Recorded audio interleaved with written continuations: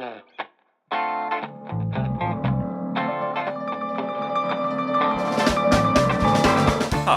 thanks for taking the time to check out this next in my Take Control of Your Headshots web series. Today we're going to talk about clothing. This is an area that can cause actors some anxiety before a shoot, and with good reason, because clothing is personal. What suits you and what suits me can be quite different, and for every rule I could give you about a kind of top you should wear for a shoot, you'll find another photographer or another actor who's made a totally different garment look just as good. More than that, most photographers will ask you to bring more pieces of clothing than you could possibly use to a shoot, and you'll work out with them by test shooting and by contrasting outfits what you're going to use.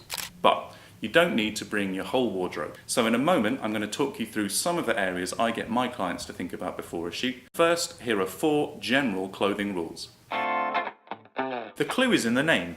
It's a headshot, and it should be selling your face, not your wardrobe.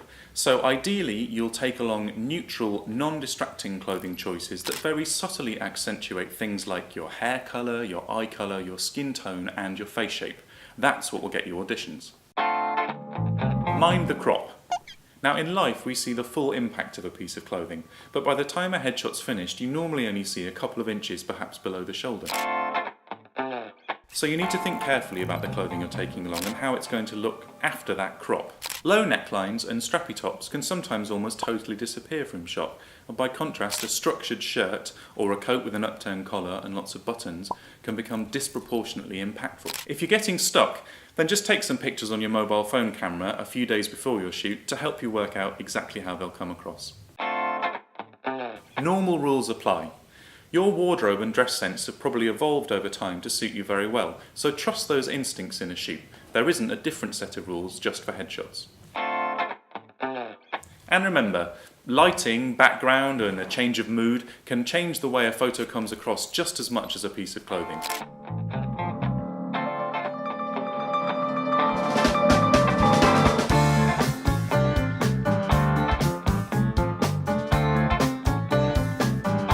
You do want to take along contrasting clothing choices to your headshot shoot to give your photographer a real range to work with.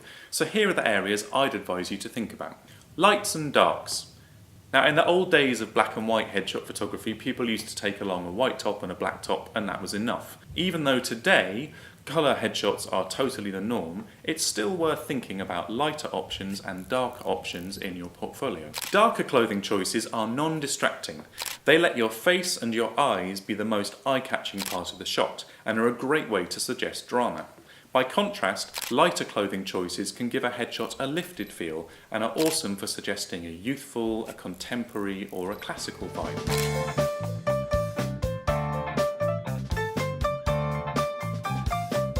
Personally, I like shooting dark tops that have got a base note of colour rather than being pure black, perhaps a dark navy or a dark green. Colour. The arrival of colour headshots has really given us a world of opportunity to show off your best side, so take advantage of that.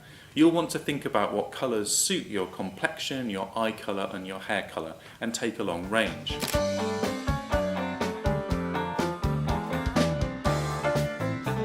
Very bright colours and busy patterns can be distracting.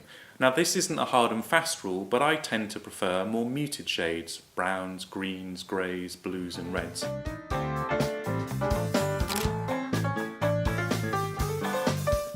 A good idea is to take along a top that matches your eye colour to really help them stand out.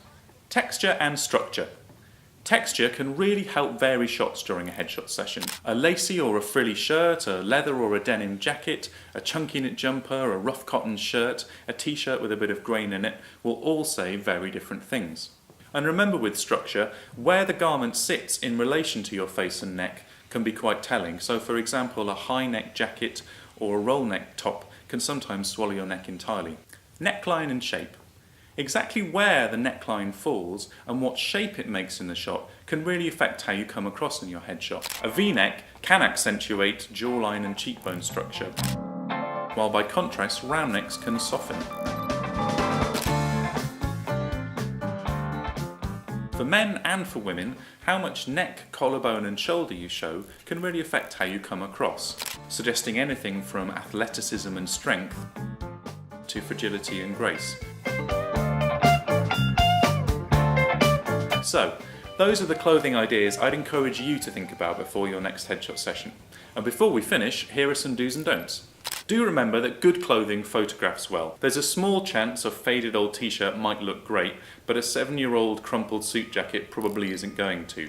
Do prepare. You should wash, iron and fold your clothing a couple of days before and plan a way to transport it so it doesn't all get screwed up. You really don't want to spend half your session ironing. If you're getting stuck with clothing choices, do look at other actors' headshots to see if the choices they've made can inspire you. Don't get stuck on planning a series of very specific or character looks. Think carefully about clothing choices that will subtly suggest and accentuate a casting idea rather than dictating it. Don't bring a whole new wardrobe to your headshot session. Whilst buying a new jacket or a jumper and returning it after your shoot can be a great way to economise, box fresh t-shirts or a shirt fresh out of the packet can look starchy, stiff and unworn. Don't bring too much clothing that is very fashionable or recognisable. For example, a super dry jacket or a barber jacket are very distinctive items of clothing. They only really look like a super dry jacket or a barber jacket. Now that's an extreme example, but even some high-end fashion lines have very distinctive features that mean they can become the story instead of you in the photo. As always, neutral is best. The same is true of layering. Building up a couple of different tops can be a great way to tell a different story, but too much and it becomes distracting. Hopefully that gave you some food for thought as you're preparing clothing choices for your next headshot session. If you enjoyed this video, do subscribe at the link for more in my Take Control of Your Headshot series. Thanks very much.